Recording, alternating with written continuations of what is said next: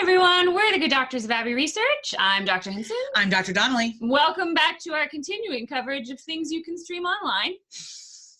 Today we are talking about another documentary, much shorter than the Miami Showbrand one that we talked about recently. This one is called Ladies First, and it was on Netflix. It was on Netflix too. Cool. And it is the story of Deepika Kumari, who is an Indian archer. Yep. She's the first woman archer to be world number one from India.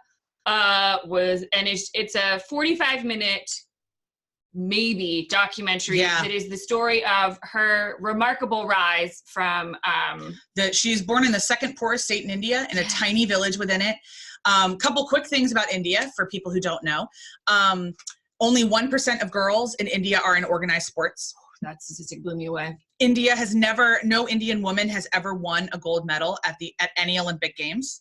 They have at Commonwealth Games because they are still part of the British Commonwealth. And they have at World Championships, but they've never won an Olympic gold medal. India does not have an organized Olympic committee in the way that many other states of its size do. And so every sport is kind of left to govern its own stuff. So like, for instance, when Deepika went to Rio, archery is a very mental sport, but they sent her with 2 government officials and a cook and no mental coach. So that's kind of where the culture is. And she traveled like by herself. She didn't travel. So like certainly for America, like the entire team travels together. Yeah. She flew coach from Delhi to Rio by herself. So, it's a story of incredible resilience. I loved hearing, I've gotten a chance to travel to India, and you hear lots of stories about how girls are not valuable there. And instead you get this story. It's very difficult for women to work outside of the home. Very, very hard. So to not only work outside the home, but to become a sports hero. Yeah, it's massive. And her parents were so supportive. Like that was really, like when she was at the Olympics in Rio, her dad went on a religious pilgrimage to pray for her was the cutest thing ever. It's really encouraging to see. He is definitely breaking a mold. Yeah. A cultural mold from everything we've ever heard, read, and been told about what fatherhood looks like in India. So that was also really exciting. What gender roles look like. Yeah. So it was a dip your toe in the water kind of documentary. We had no idea that archery was that big. No concept. In India, but they're like really big academies. Yeah. For learning to become an archer. And she's going to go out for the 2020 games, and we plan on watching. I know.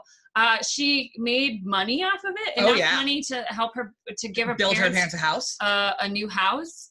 So there's lots of sponsorship with archery. She went pro in 2006, I think I saw. And like the list in the documentary of all the things she's won is nuts. It was a whole screen. It was a whole screen. It was absolutely nuts. So she's a big hero of ours. But I appreciated how candid she was about how mental it is and about how much she struggled. She didn't get support. Yeah. Like she was raised as this national hero. And to a lot of people's credits, we heard a lot of news things where the people were calling out their government and being like, excuse me, why is she traveling with a cook? She should be traveling first class. We need to be taking care of her. She is our hero. And that kind of mentality of, whatever that represents was pervasive and interesting. And if she had just had somebody helping her, we know so much about sports psychology, and like it is not hard to find an article about what all kinds of athletes do so that they can perform, especially at that kind of level. Yeah, and in such a solo sport. Yeah. And so I'm only drawing male examples, which is unfortunate in my head. But like, I know Michael Phelps talks a lot about sports psychology. But even like female boxers, like individual sports, like more so than a team sport, you really, really need help in your routine, your mental routine, especially the focus that has to be required for archery. I can't even imagine. And like realistically, everybody needs support, full stop. Yeah. Yes. So like, I mean, we all need, like, she talks about that frankly and openly in the documentary about how she needs people around her to make sure she can keep doing this. Mm-hmm.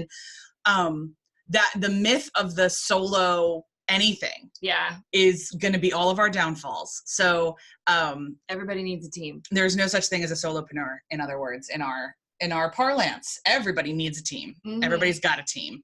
So you gotta, one of the lessons we can take from Deepika is mental resilience, that when you're at the bottom, and persistence, and just putting one foot in front of the other, and also drawing your own boundaries. Like, she ended interviews when she was like, I'm not talking about this. And she walked away. And when she was really upset, she's like, I don't want to talk to the press right now. Yep.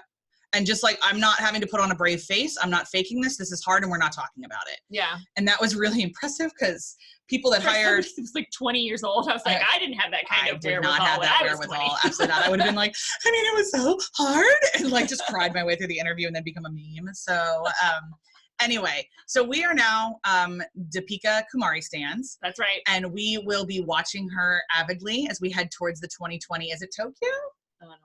I think you're more of an Olympic person than I am. Next summer we get Olympics again, and I think it might be in Tokyo. And anyway, we'll be watching wherever it is. We have every faith that Deepika will be there. For the first time, we'll be watching archery, the women's archery competition. Never before. So it's a great documentary.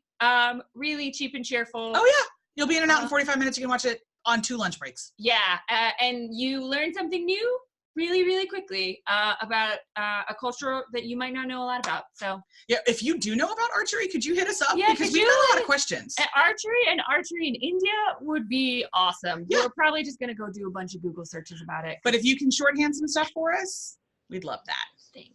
In the meantime, we're the Good Doctors of Abbey Research. I'm Dr. Donnelly. I'm Dr. Hinson. And we'll see you next time. Bye. Bye.